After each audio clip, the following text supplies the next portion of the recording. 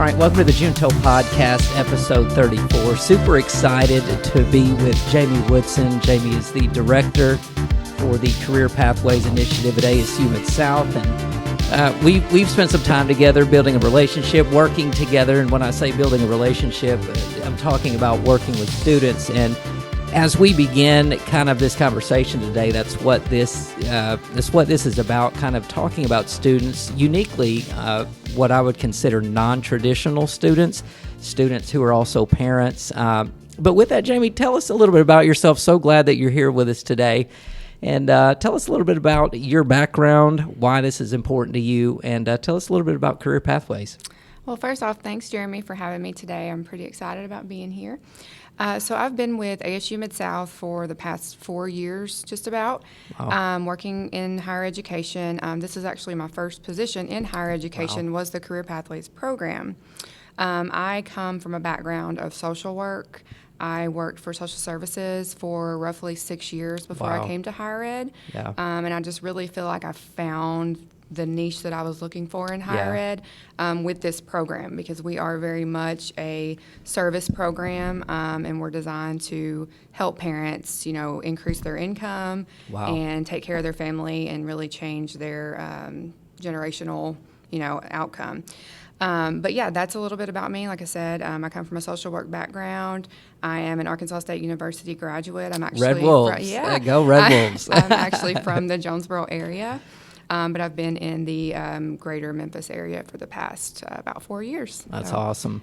Yeah, I approached you about doing this because I think it's very important, not only from a local level, a lot of my listeners are local, but even expanding outside of that, because a lot of what we're going to talk about today is not just an issue that's unique to Arkansas, but this is a nationwide issue that we're seeing in terms of these non-traditional students who are students that are trying to get their higher degree, but they also happen to have children, right? They have kids of their own, and they're raising families. And you printed off and gave me some awesome homework to research, and I really love this. This is from an article by U.S. News and World Report, actually just from earlier this year, January 2022, and it says that more than 1 in 5 college students are raising children while attending school. I mean, that if you think about that, 1 in 5, that's huge.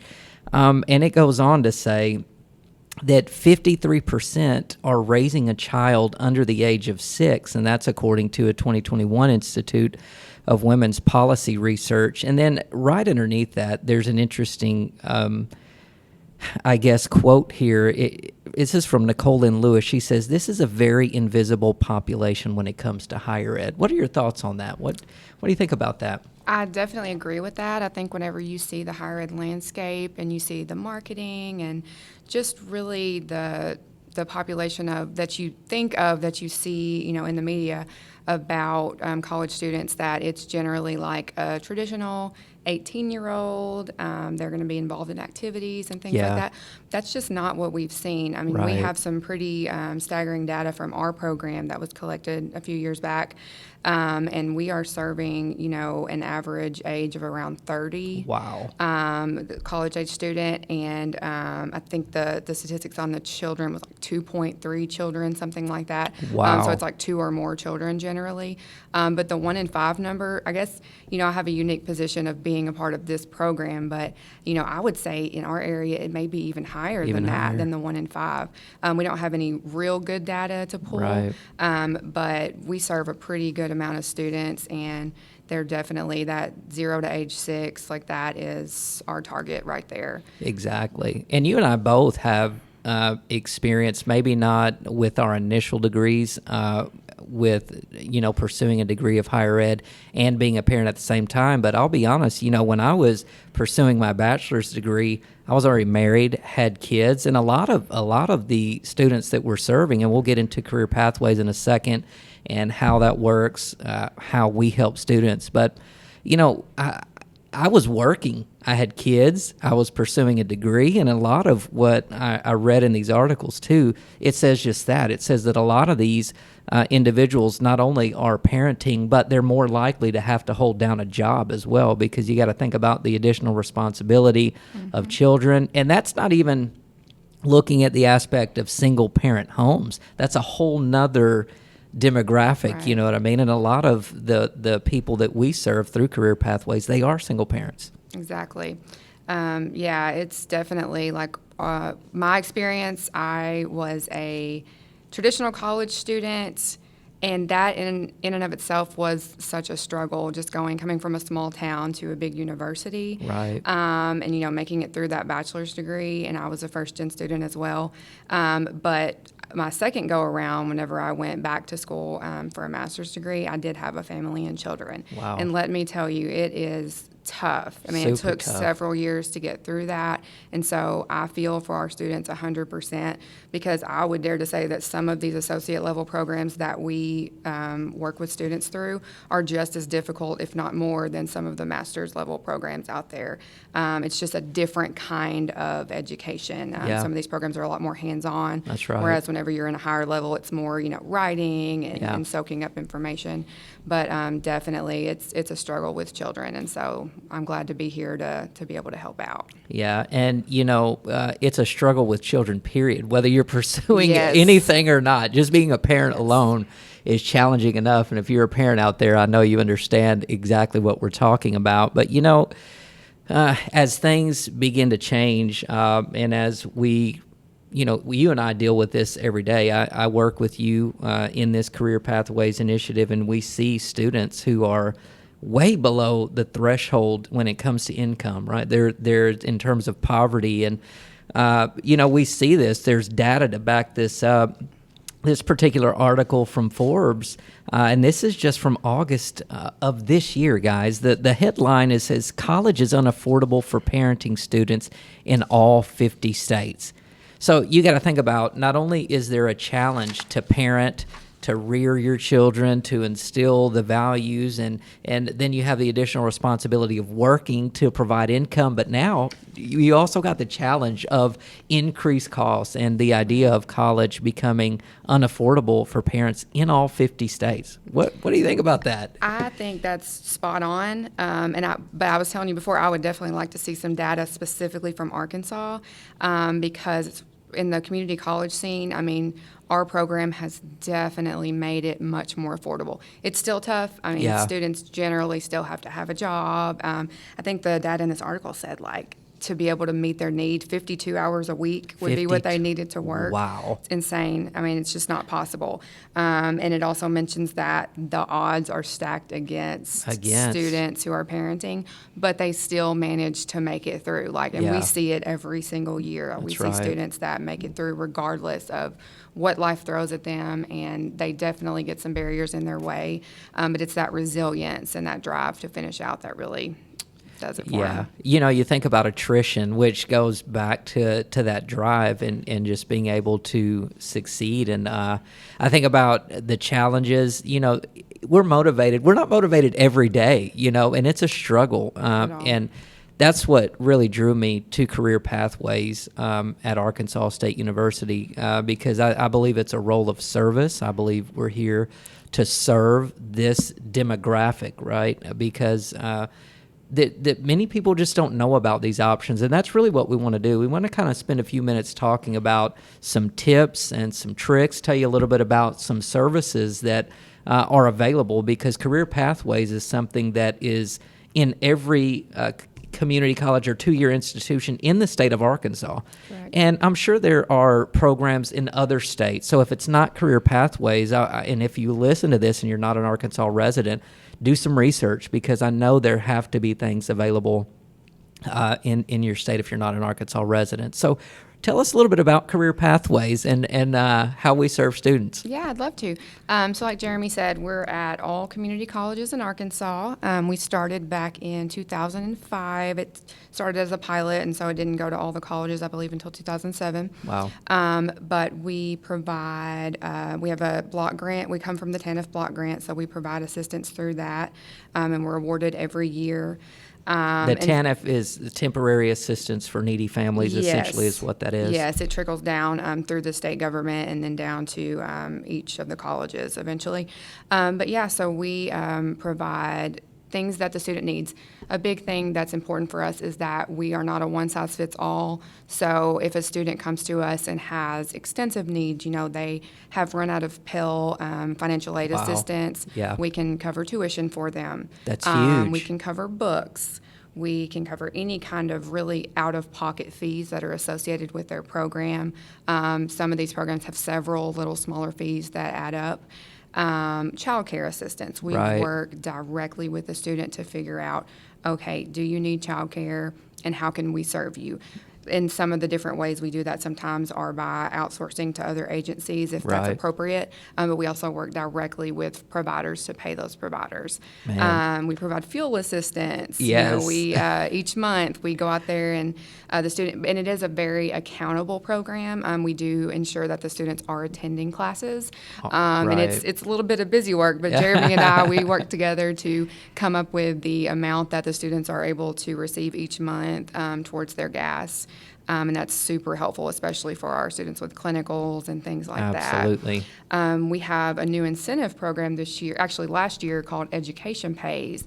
And if students meet a certain income threshold within our program, they actually get incentive payments for having their GPA 2.0 and above. Right. And that's been wildly successful in helping students to have that, just a little extra push. Incentive. To not drop classes because they do have to keep a certain credit hour limit as well.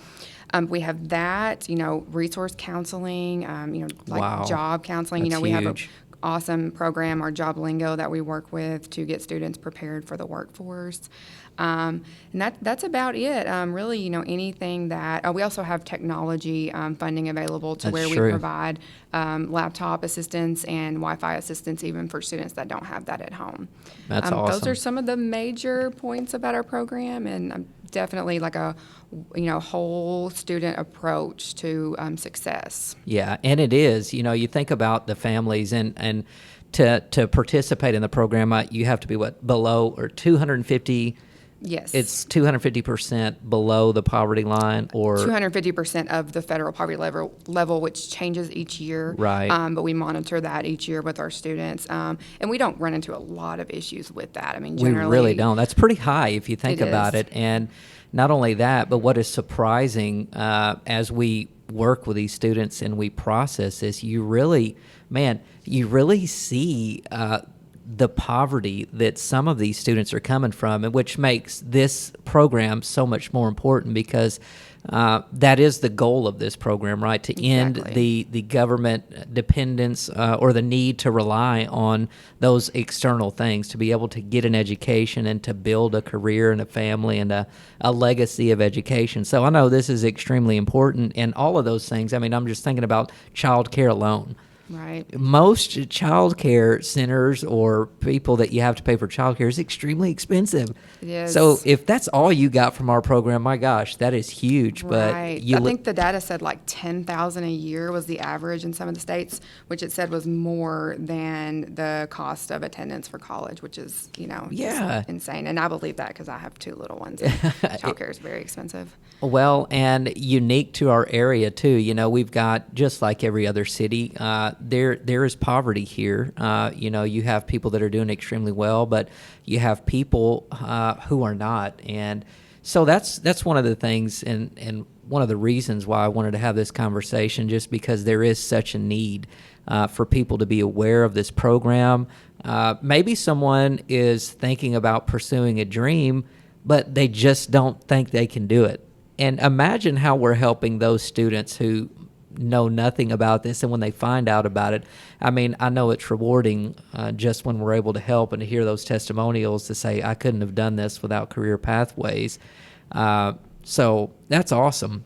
Tell us a little bit about your involvement with students, Jamie, and what the rewarding aspect is to you, because I know you really love what you do. I do.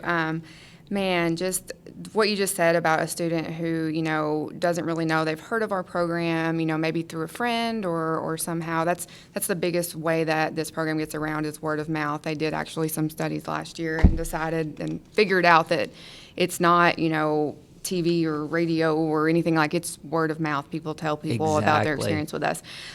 But yeah, so, when a student comes in and, potential maybe student doesn't know what they want to do with their life. They're like, well, my mom just does this. I have friends that have done this. And so we really just work with them and say, okay, what do you enjoy doing? That's it. And sometimes they already know. I mean, they come in and they're like, I want to be a nurse. I know Yeah. what to do. I just need help. Yeah. But in other aspects, it's like, I don't really know. I kind of like doing this, but I'm not sure. But working with them, exploring their interests. We have some cool little software programs that we use to kind of help out with that. Yeah. But then sort of mapping it out and showing them that it's possible. Looking at the options as far as, in-person classes, online, Wow, that's awesome. hybrid. And just the fact that you don't have to necessarily be a full-time student. You can start with a couple classes. That's right. And that's what I always recommend is if you're not sure about your time schedule, to definitely start off a little bit smaller with the classes. That's great advice. Because you're going to be more successful. And I've seen that firsthand with several students that if they get caught up in too much at one time, if they slow down, Yeah. much more successful. So that's definitely one of the things. But yeah, just seeing students succeed, some of our graduates just calling them, or visiting with them and trying to get that information because we do, try to record employment information and things Yeah, like that. absolutely. But just hearing how excited they are about the job opportunities, hearing how much money they're being offered, like it's so exciting to me. And you're like, we had a hand in that. Like Career Yes, Pathways it's helped with that. awesome. You know. Yes, we've got a success story actually on our website of a student who graduated a couple years back who was able to be a first-time home buyer. Wow. From the first in her family, and she was just awesome. And I still follow her, to this day to see Yeah. how she's doing. But just being able to see that and having that information in the back of my mind of students that I've seen go through the entire process when I'm meeting with a new student or, when you are, just knowing that, it's so possible. They just need a roadmap. Like they need somebody to hold their hand a little while along the way and say, it's gonna be okay. Like it's gonna happen for you. Yeah, As long as you absolutely. put the work in and you're already here, you're already showing up. So put in the work and stay on track. And that's one of the things too. It's not just about giving resources, but it's about being a counselor. It's about being an advisor, and that is the rewarding part. A lot of times these students. And when I say students, when I say non-traditional, we have students that are in their 50s and some in their 60s. And, Yes. I have a student that I've worked with, and she said, all my life, I've just given, and I want to do this for me. And I believe she's probably late 50s, early 60s, and it's even inspiring to see them pursue their dreams. And hopefully you're encouraged by that if you have a goal or if you have an idea, something that you want to pursue, and you just feel like you can't do it, let that inspire you, because I'm inspired by these students, and it kind of makes me want to do better and be better. But you said some interesting stuff here about it. Going back to the career pathways, I thought these were some interesting stats, and this is from an article that actually does give information about our particular program, the Career Pathways Initiative. But it says that more than 3,780 individuals were enrolled in CPI programs at a community college. That's from 2009-2010. And here's some interesting stats. It says with an average age of 29, which you said 30, but here's where it gets crazy. 89% of participants were female and 58% were single parents. 89% were female. I'm going to say we got to hear it for the ladies because, man, and I tend to see that. Mm-hmm. Most of the individuals that do utilize the program are female. And I bring that up because just this year we've had a change in the program. And we're, dudes, if you're out there, come on, take advantage of what we have for you. We want you to participate in this program too. But now we can even work with dads, non-custodial parents, right? That's a new aspect. Tell us about that. It was really exciting when we found that out this year because traditionally, the program's been around about 15 years. It's only been for, children in the home. But I think that we've come to realize that support is also needed for those non-custodial parents. Wow. Either way, they have a responsibility, for a Absolutely. family, and they are changing the landscape of our state. And so we found out in the summer that we are able to start assisting non-custodial parents, and we're definitely trying to get more technical programs involved. Yeah. Because we've really tried to reach out to technical programs in the past, but it's been a little bit more difficult. And we Right. think that was one of the barriers, is because maybe, that the father may not have been in the home all the time with the child. But we're really excited to be assisting, because some of those programs can be a little bit more difficult to go through as far as the Right. costs involved. Absolutely. Not being able to work full time while you're going through the program. And we have several tech programs available on our campus, and we're definitely excited to be able to assist more males. And not just the tech programs, I say that, but we've got males who go through the nursing program. Absolutely. One of A my, lot of male nurses, yes, one of my favorite students from a couple years back was a male student who did just phenomenal. And I would love to see more come through some of our programs, on campus. I would and be able to too. help them out and show them that, there's something here, there's a program here to support you, and that you're not in this alone. Yeah, I'm a man, and I'll speak on behalf of men. I don't know. It's just we don't handle our business as well sometimes as the ladies do. But we're here for the guys too, and we want you to take advantage of this program. If you're in Arkansas, or if you're local specifically to our area and you attend ASU Mid-South, or you're thinking about attending ASU Mid-South and you fit the description of that parent, whether it's non-custodial or not, come see us. Right. We want to try and help. And, a lot of times I know people say, well, I'm not going to qualify for the program. And here's what I always say: just submit the application. Exactly. Just submit it. You never know. Yeah. We're going to review it, and we'll do our due diligence for sure. But just submit the application, because we want to make sure everybody at least has the opportunity to try and Right. take advantage of everything we have here at ASU Mid-South and Career Pathways Initiative. So. Right, and we definitely have a culture of acceptance. I mean, we talk Big about this, time. but we do the best we can to assist as many students as we can. And we want you here, and we want you to know, if you're thinking about, any kind of higher education, but especially coming here to see us, like, we want you here, and I want you to feel welcome, and definitely come and check us out. Yeah, crazy stats, crazy stuff.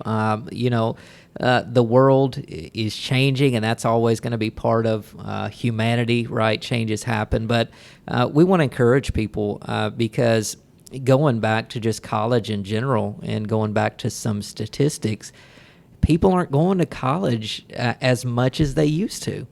And it's a struggle. College is a struggle just like any other business. You think about the pandemic, and you think about how all these businesses were affected, but people don't understand colleges were affected too. And everybody I know, what I love about this, and I know most universities probably have this same mindset, is that the people that are here truly want to serve these students. What can we do, Jamie, just generally, if you have something on top of your head, what can we do to help combat the low enrollment, or what can we do to encourage more people to pursue that degree and enroll? Well, man, if I had the real answer to that, then I'd probably be in another We wouldn't be here, position. huh? But, I think something that I've discussed with some of our colleagues, getting the stories out about some of our students are, to me, like, that's one of the number one ways, is showing, like, students that have been successful and how they did it, what help that they Absolutely. had, and that they went through the same struggles that you may go through. I say between that and just, putting more information out there about the programs that we offer. Right. I mean, I think that we do a good job of that, but, we can always improve that. Absolutely. But the fact that, number one, I just wish it was shared more that community colleges are so much more affordable. So to start much out more at. affordable. I never started I did not go to a community college, and I guess 4 years have kind of a hold on the high Well, schools. it's this big, yeah. like, it's glamorous. It seems Right. glamorous, and, it's sold to you like it's going to be a great time. Go live in a Right, dorm, right. and you get that full college experience, which I never had. I got my degree, actually, associates from here. Right. And so, but yeah, I agree with you. It's got such a hold on the people, and I'll let you does. finish your thought because I love what you're saying. So, Right. And I think just like I said, communicating the value of community college. And man, even it took a long time for me to even realize until I was working in the community college area how much more cost effective community colleges are. When it comes to that financial aid, generally you're going to get the same amount of financial aid no matter where you go. That's true. Some schools may have other, options available, but it's going to be a fraction of the cost on you, and you're going to get the same information. We have Same information. We have general education here, and so the majority of bachelor's degrees out there, especially in Arkansas, you can just get that general education degree or one of our other 2-year degrees, our Associate of Sciences, and transfer that. And we have Anywhere. some transfer plans directly for Arkansas State University, several degrees that you can transfer over to and pull all your credits. And, we have transfer scholarships that you can get where it covers your entire tuition if you have a good GPA here. But yeah, I definitely wish that was communicated more, that just that value for your money. And I know Absolutely. 18-year-olds aren't necessarily that concerned with it, but they just want that college experience, Right. I want the big college experience. Right. At our average age, with 30 being the average age, you're definitely thinking about that more, and you're not wanting to take out loans. We try to discourage, if you can minimize the amount of loans that you take out, that's for the best. And I'm happy to report that a large amount of our students, particularly the ones that go through our nursing program, come out debt-free. Man, that's awesome. Can you imagine going to college? That's crazy. That's unbelievable. I can't imagine it, and I wish I could. And Me that's too. We're hoping that this next generation is able to, take that on and not have to worry about that debt, because there's programs like ours that make it possible without putting this, debt on Big financial burden on Yes. you. It's one thing to get a degree, but then graduating with a pile of debt. And I don't mind sharing. It's a large debt I have, and it's still one I'm paying on, and I'll be paying on it for years. But such good information, Jamie. I love that. And I was told long ago that basics are basics. You get your basics. You like you said, there's just so much more value in pursuing.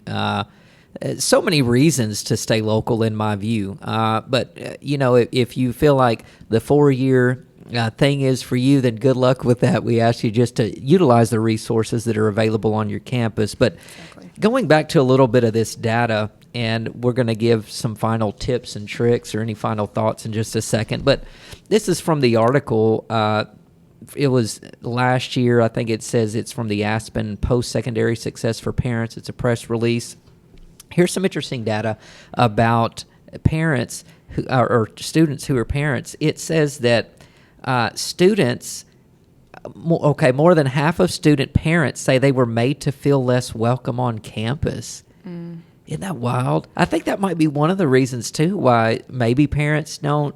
Maybe they're like, I don't fit that traditional mold, or maybe, I don't know. I just thought that was interesting. And then it goes on to say, the figure was even higher, 67% among younger student parent ages, and only 37% of student parents said they felt their college or university was supportive of them, supportive of student parents. Yeah, I think that just goes to show you where there's a resource gap in a lot of these universities, and it's something that here, at ASU Mid-South and at all of our Arkansas community colleges, that we've found a way to fill that gap and to provide that assistance. I think there's always kind of that outsider syndrome, kind of no matter where you are, if you don't fit that traditional, like I said, 18-year-old that's right into college. But I think that is part of our responsibility as a campus and as a community to make sure that they do feel welcome and that they see others that look like them in our materials, and that they see, services. We try to hold workshops and different things that are geared towards them.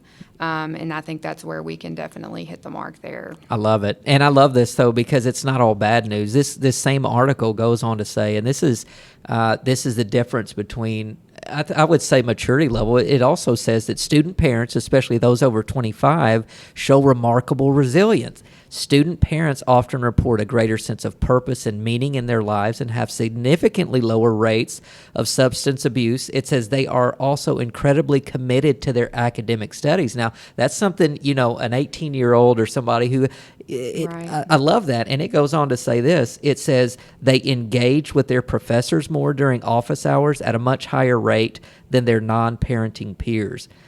So a lot of good things, I know a lot of times coming right out of high school, your maturity level just isn't there. So I think that's a unique aspect that parents can bring to a university, is that they know, okay, it's time to buckle down. Right. It's time to take care of business. And it's not just about getting through the work, but it's actually caring about the work. It's actually soaking up what they're learning. It's engaging with the professors. So parents, if you're a parent and you're considering this, you have a lot to offer. And we could use you here at ASU Mid-South. And if you're not local to your to this area, if you have a 2-year institution where you are, I know they would love to have you as well. So Right. And they're not here to waste time. That's it. Once they've figured out what they want to do, Boom. very determined. And if they're not here, then they're being pulled in 5 different directions. And so, they're going to talk to instructors. And that's what we'd always encourage, let them know what's going on in your life and talk to them, utilize what's available, and get through that. They're not just out here dropping classes left and right. And It's, we need to get through this because this is the next step towards this degree. We're not messing around. Yeah. And that's definitely the experience that I've seen with the majority of our It students. is. Me too. And I love it because, I've worked with youth a long time, but I certainly love working with our specific demographic. There's just a certain extra layer, I would say, of maturity, and it's fun encouraging them and being an advocate for them, being someone who can come alongside them and give them some resources and tools. And I love what we do. Data has shown that what Career Pathways does is effective. The data's out there to support that programs like Career Pathways are making a difference, and that's always encouraging to know that you're making a difference in your community. But if you expand that out like a lens, you zoom out, you understand that it doesn't only affect your community, but it begins to affect it goes broader than that, and that's what we want. So Exactly. I think just with children, they see their parents doing, hitting their dreams and meeting their goals and going out there. And whenever that happens, it just changes the trajectory of their life and their family's life. And it's just a beautiful thing to see, and it's awesome. Jamie, I love it. I appreciate all you do for Career Pathways. Did you have any final thought or anything that you wanted to express? If there's anything you could say about what you do or this program or anything at all, what would that be?